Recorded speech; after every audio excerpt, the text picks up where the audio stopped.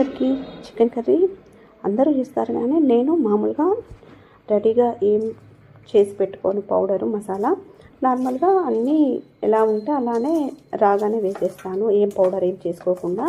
కాకపోతే కొంచెం రోట్లో కొంచెం దంచుకొని వేస్తాను అంతే. చికెన్ తెచ్చుకున్నాక దాన్ని కొంచెం పసుపు వేసి క్లీన్ చేశాక దాంట్లో అల్లం వెల్లుల్లి పేస్ట్, కారం, ఉప్పు, ధనియాల పౌడర్, కొంచెం పెరుగు ఇవన్నీ వేసి కలిపాక పక్కన పెట్టుకుంటాను. తర్వాత గిన్నె పెట్టి ఆయిల్ వేసి దాంట్లో ఆనియన్ కట్ చేసి పెట్టుకున్నాను ఆల్రెడీ నేను. ఆనియన్ మగ్గాక అన్నీ ఇంకా బిర్యానీ ఆకు, దాల్చిన చెక్క, లవంగాలు, ఏలకులు, అనాస పువ్వు, ఇంకా అన్ని మసాలాలు ఉంటాయి కదా, లవంగం, ఇక నేనైతే కొంచెం మిరియాలు కూడా యాడ్ చేశాను స్పైసెస్ కోసం.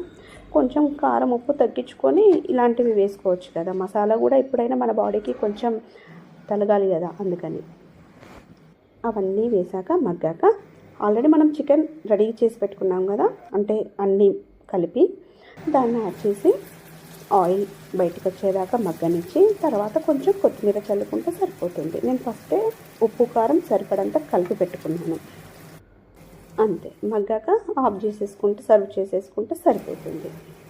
మామూలుగా ఈరోజు మదర్స్ డే కదా, మదర్స్ డే గురించి నేను చిన్నగా స్టోరీ కొన్ని సెంటెన్స్ చెప్దాం అనుకుంటున్నాను.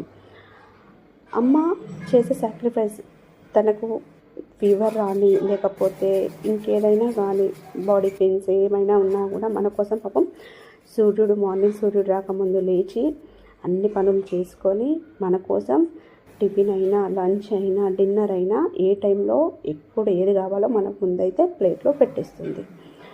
కానీ మనం ఈరోజు ఒక్కరోజు మదర్స్ డే అనే సెలబ్రేట్ చేసుకుంటున్నాం, కానీ వాళ్ళకి మనకు చిన్నప్పటి నుండి మన కోసం వాళ్ళు ఎంత టైం ఇస్తారో, ఎంత మన కోసం వాళ్ళ సాక్రిఫైస్లో, అంటే వాళ్ళు కొనుక్కునేవి కూడా కొనుక్కోలేకుండా మన కోసం దాచి కొన్ని కొనిస్తూ ఉంటారు కదా, జ్యువెలరీ, బట్టలైనా ఏవైనా పాపం మనం అడిగినప్పుడు ఇచ్చేస్తూ ఉంటారు.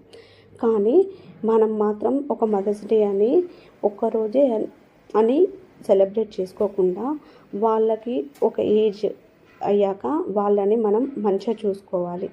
మెయిన్ అది. Thank you.